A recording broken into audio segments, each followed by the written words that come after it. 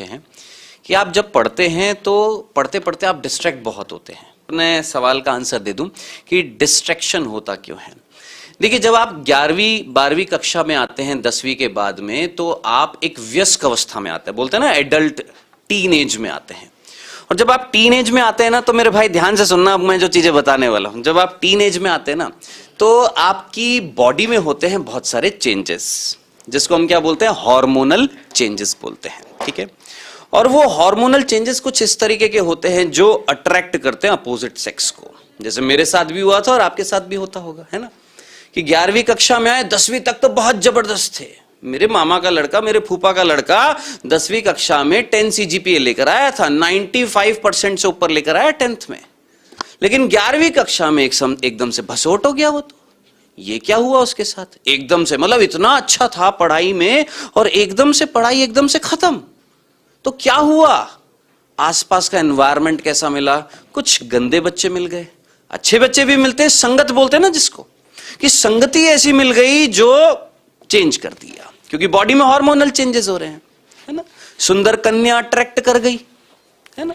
तो बेटा जी याद रखिएगा कि पहले तो आपको अपना एम डिसाइड कर लिया कि आपने करना क्या है। आपने यूपीएससी क्लियर करना है, आपने डॉक्टर बनना है, आपने आईआईटी में जाना है, आपने करना क्या है, ये तो आज पहले तय कर लेना। ठीक है, कर लेना, ये आज की आज तय कर लेना, है ना। अगर आपका 10th का एग्जाम हो गया है तो अच्छी बात है, नहीं हुआ है तो भी आज तय कर लेना कि करना क्या है। पहली चीज, जब तय कर लिया ना, फिर दिमाग में एक चीज डाल लेना कि वो जो होता है ना, वो आकर्षण जो होता है, वो जो लवेरिया जो होता है, उससे दूर रहना है। वो जो बॉडी में हार्मोनल चेंजेस आएंगे ना, उसको थोड़ा सा साइड में रख देना। ठीक है, बना लेना, कर लेना, बाद में कर लेना। जब आप अच्छे कॉलेज में जाएंगे ना, जब आपकी लाइफ सेट हो जाएगी, तब करना जितनी भी मौज मस्ती करनी है। लेकिन अभी फोकस करना किस पे? 11th और 12th की पढ़ाई पर, जो भी स्ट्रीम आप लेंगे। ठीक है जी सर।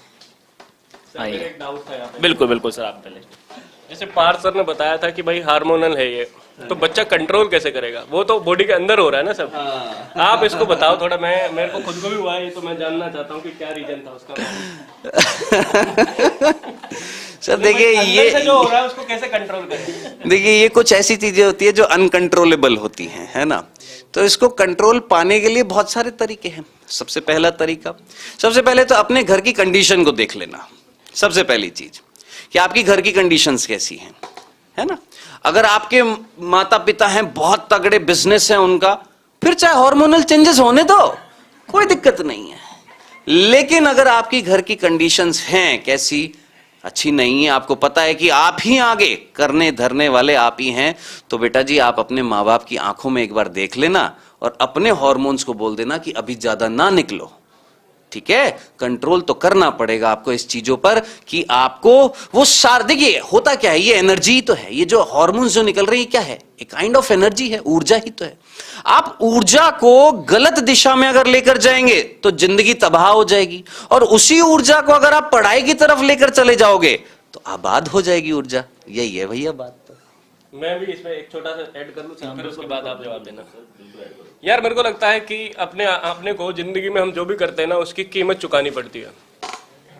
अगर आपने एक अच्छा काम किया तो उसका आपको अच्छा फल जरूर मिलेगा, अगर आपने एक गलत काम किया तो उसका गलत फल भी जरूर मिलेगा।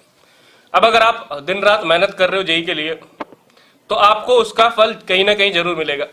और अगर आप डिस्ट्रैक्ट हुए हो तो वो आप हो, वो हार्मोन भी आपके अंदर ही है।